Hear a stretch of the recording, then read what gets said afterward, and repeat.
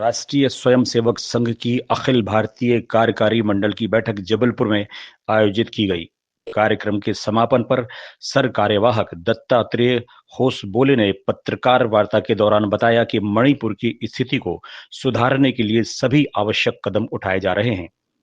संघ के सदस्यों द्वारा मणिपुर के लोगों की सहायता की जा रही है। साथ ही प्रधानमंत्री ने भी मणिपुर की स्थिति को सुधारने के लिए कई कदम उठाए हैं। वहीं कांग्रेस द्वारा आरएसएस पर बैन करने की बात की जा रही है। देश के खिलाफ संघ द्वारा कोई भी कार्य नहीं किए जा रहे हैं।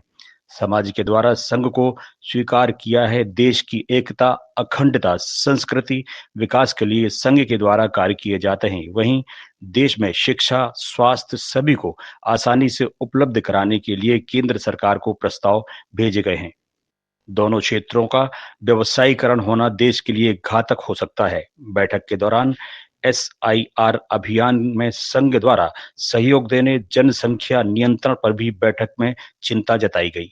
जातिगत जनगणना को लेकर के सरकार ने जो निर्णय लिया है उस पर संघ का क्या पक्ष है? हमने पहले ही कहा है, 3-4 बार कह चुके हैं, जाति गणना के जो आवश्यकता सुप्रीम कोर्ट ने भी कहा है और वेलफेयर स्कीम के उसको क्रियान्वयन करने के लिए आवश्यकता है। जाति गणना को राजनीतिक दृष्टि से उपयोग न करे।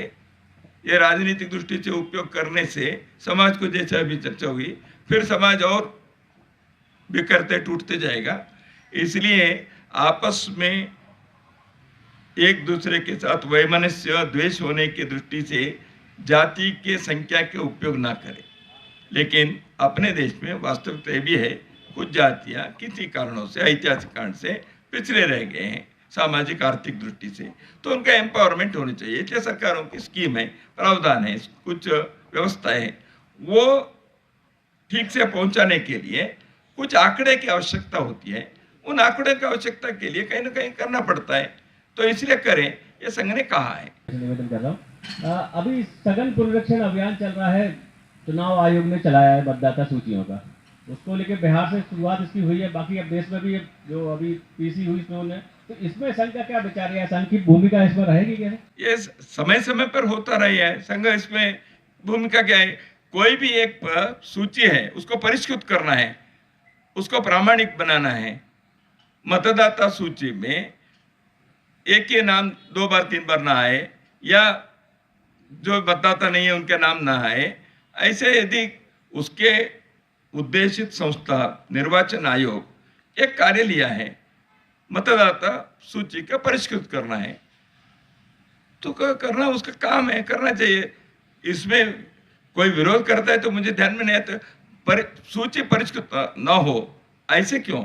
हाँ, आपको परिष्कृत करने के दृष्टि से कोई पद्धति के बारे में किसी के कुछ आपत्ति है या उसमें कुछ है, उसके लिए निर्वाचन आयोग के पास जाएं, शिकायत करें, चर्चा करें, जो करना वो करें। परिष्कृत ही नहीं करना चाहिए, ये कहना गलत है। तो इसलिए संघ ने समय समय पर होते रहा, ये परंपरा में है, तो इसे होना चाहिए। संघ हर विषय के बारे में तो कानून तो हम नहीं कर सकते, समाज में जागृति लाने का प्रयत्न हम कर सकते हैं। 5 वर्ष पहले हमारे अखिल भारतीय प्रतिनिधि सभा के बैठक में आपने जो विषय उल्लेख किया, इन्हीं 2 विषयों के बारे में हमने प्रस्ताव पारित किया, शिक्षा और स्वास्थ्य के बारे में। शिक्षा और स्वास्थ्य हर व्यक्ति को पहुंचना चाहिए।